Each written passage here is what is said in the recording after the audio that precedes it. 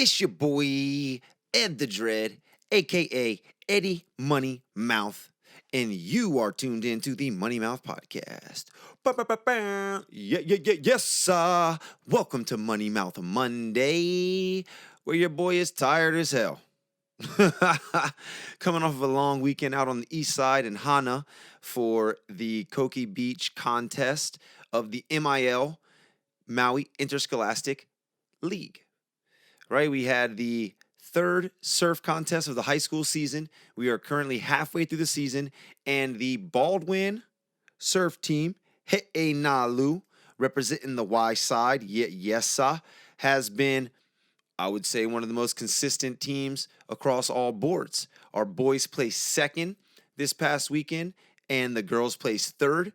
And currently, after 3 contests, our boys have had a first place finish, a second place finish, and a third place finish. And the girls have had a second place finish and 2 third place finishes. So again, we have to practice in one of the hardest places to train, but we do it consistently week in and week out, and it shows when it comes to the meets. So us coaches and parents and everyone's super stoked for our athletes. And excited to see what the last contest have in store. Bam! With that said, we just had a weekend of camping with our team. So it was crazy to see the camaraderie between the athletes. I grew up playing multiple sports, primarily soccer, but multiple sports across multiple seasons. I'd be on the swim team, track, soccer. We would surf and skim and skate in the summertime at the beach. And I spent a lot of time with other athletes working toward goals of winning and such.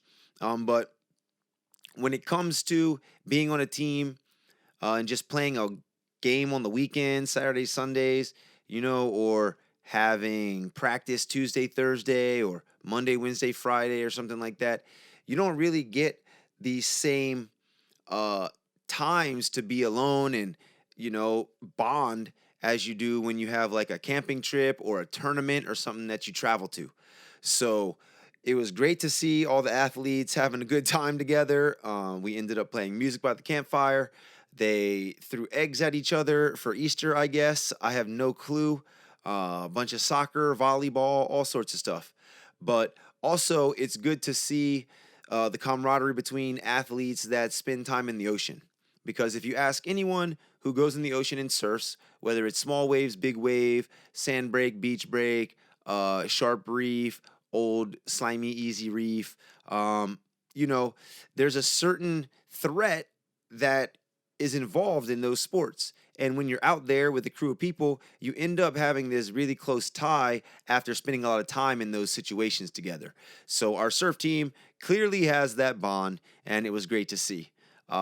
Which led me to think about one instance when we went to a soccer tournament in Virginia Beach with the Alney Soccer Club, which I played for almost my entire existence, my entire youth existence.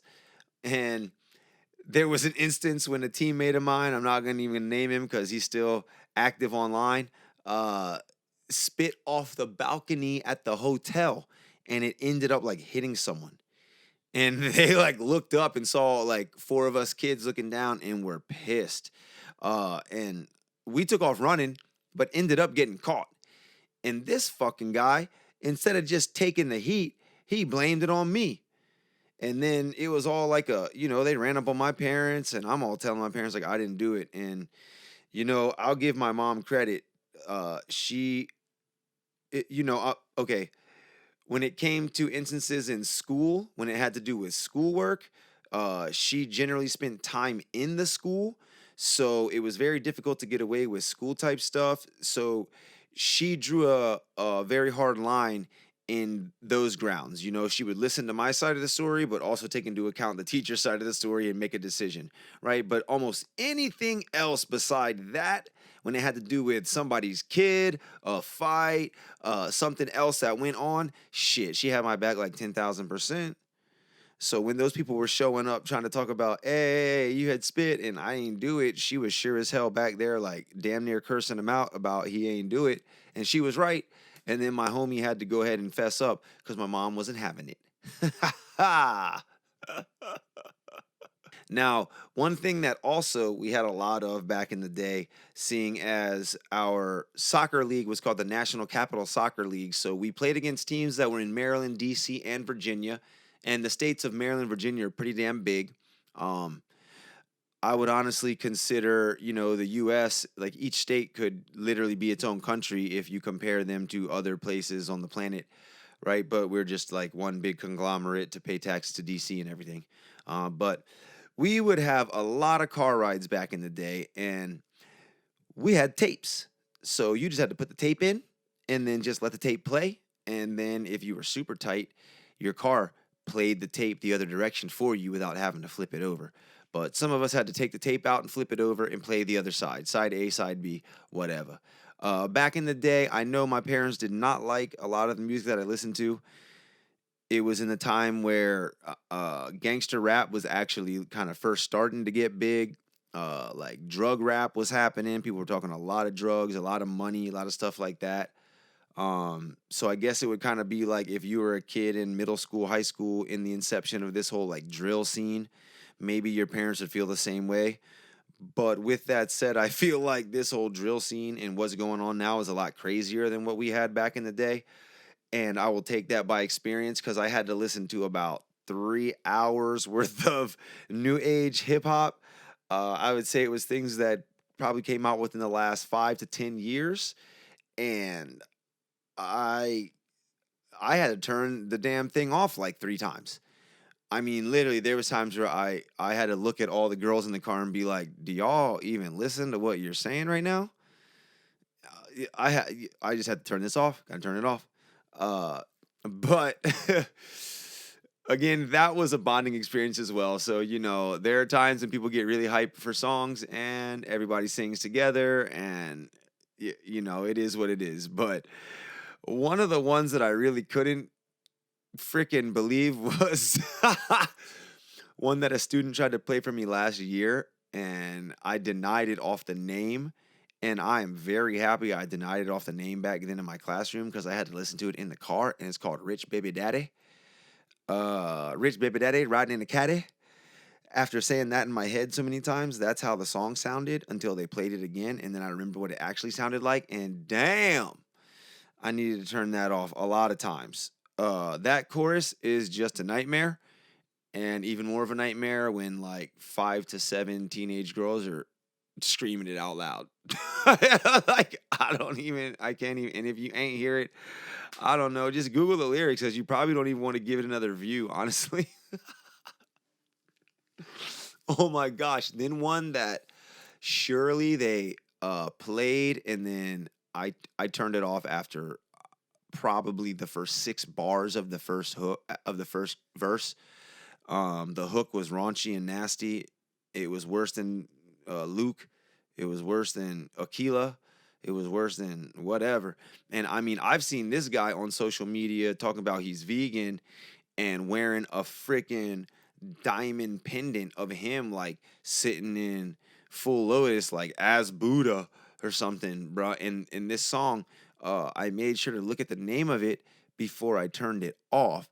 And again, I would suggest maybe just only looking at the lyrics by Google or azlyrics.com or something instead of even giving another view, because I'm going to never listen to it again in my life. But I might Google the lyrics just to read how ridiculous the rest of the song be. But it was, God, now I'm drawing a blank. What the? NLE Choppa. All right, NLE Choppa probably could have gave it away with all the talk about the vegan in the medallion. But the song was called Slut Me Out, I believe. Now, the title would probably lead you to think that it was going to be something raunchy, and it definitely was. Now, the one song that like I said, I got in the mode of it and was because like back in the day we had Tear the Club Up as our hype song for our track team, and it had horrible lyrics in it. But if you made it clean and just listened to it for what it was with like flow over a beat, that shit was sick. So this other one, I kept messing it up and calling it Mad Hose, but Hose Mad. I think it literally more than half the song, three-quarters of the song is just hose mad, hose mad, hose mad, hose mad, hose mad, hose mad. Why the hose mad? I don't know. I don't know why the hose mad, but maybe because you called him hose. That could probably be the reason, quite possibly.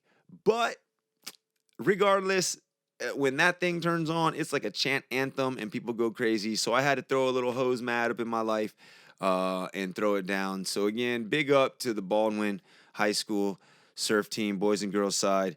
The grandfather, y'all keep me young. Appreciate you greatly. Now, one thing that we did get to witness as coaches, which was pretty dang cool, as we kind of did our thing by the fire, like eating and chilling, talking story, playing ukulele.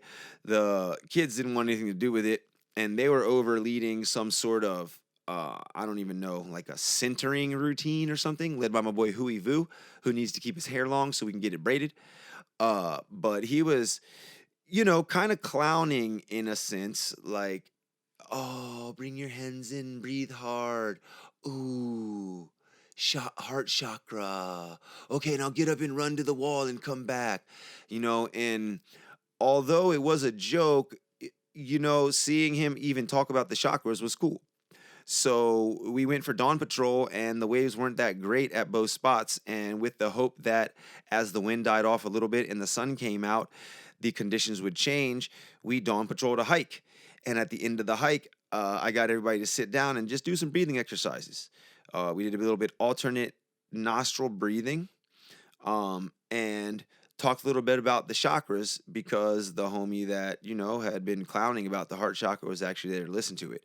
So I figured that I'd speak a little bit about the first, second, and third chakra because it's probably going to take for us to, overcome the issues that we have with those chakras before we can all resonate from the heart chakra and then maybe become a civilization that makes pyramids and carves laser type geometric temples out of the side of mountains where we can't find and or comprehend where the stone went and how they did it back in the day, but it was made, and it definitely wasn't aliens. You know what I'm saying? So the first chakra, right, it sits kind of awkwardly below your tailbone, like it's called the Muladhara, or the root chakra.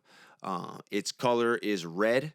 It's it has to do with security, survival, the need for family and like housing, things along those natures. So a lot to do with just being secure and rooted in the world. And it develops when you're like super young. I mean, from the first inception of your like cells all multiplying, to, I believe, I'm not quote me, but just early pre stages in your life as your spine is almost like first developing. The second chakra, Svadhisthana, or Svadhisthana, the sacral chakra, is your lower abdomen and or down to genital region type deal. It has to do with desires, creation, passion, procreation, things along those lines. The primary color is orange for that chakra. And the third chakra, which is your solar plexus, here kind of underneath your rib cage in this area, is the Manipura. Its color is yellow, right? And it has to do with willpower, confidence, assertiveness, and mainly primarily your ego. So my belief after the studying that I've done, reading books, getting certified in yogasana, and having that certification deal with way more than just the asana part of the 8 limbs of yoga, but a lot of the history and things to do with chakras, the nadis, and other energy centers within your body. So the chakras are actually, 7 wheel type energy centers, and they stack up through your spine and up to the crown of your head. And again, those first 3, the Muladhara, Svadhisthana, and the Manipura, are the bottom third, and the heart chakra is like the center from the lower dividing the upper. It's like the bridge between those two. So if you think about those things, right? Housing, security, food, um, sexual desires, creation, passions, and willpower, egos, confidence. We kind of live in the world that's like that, right? It's fully embodied in that right now. So it's very hard to see how all these crazy creations and how people may have lived in tribal societies that treated people better and treated the world better, treated nature better, treated the planet as a whole better. It's a little bit difficult for us to be able to see when we're not resonating at anywhere near like the fourth chakra or higher as as a whole, right? Like I'm just a human that's in the process of working through it and trying to get there, right? There's plenty of people above me, there's plenty of people below me. But the thing is, as a whole in society, we've got people living in the streets with no food. A lot of them. It's become a plague to our existence, you'll say, in our modern society. We have a really big problem with sexual desires. I would say, shit, probably 65 to 90% of the internet is used for just that. In really lewd, crude, ridiculous ways too, right? Let alone just the way that people interact with each other in those bounds. You can't even have a platonic friendship with someone of the opposite sex without everyone thinking that you're like together.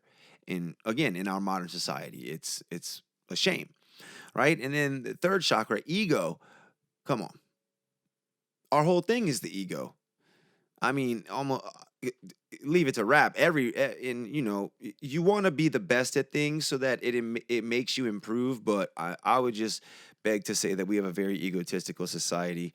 I mean, you can just look at comments to tell, right? There shouldn't even be a reason people have a chance to comment on something you posted and or like your thing or whatever. But people's ego and or just the scarcity of actually embodying their own ego, and they'll sit behind some face online to say all the crazy stuff they think and or feel is just commonplace nowadays. So hopefully as a society we'll be able to use yoga for more than just the asana part of it, and look to be a little bit more educated and channel this energy that we all have inside of ourselves and use it for good, because you only have a certain amount of energy in this lifetime. And if you're my age, you're like halfway through it, baby. So you want to be able to focus that and use it for good and keep the positive energy circulating through your existence.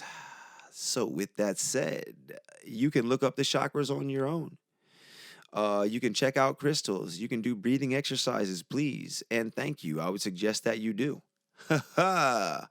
Maybe on the next podcast and or at the Dread Show, we'll have some more information on that for you. But for the time being, thank you for tuning in for your Money Mouth Monday.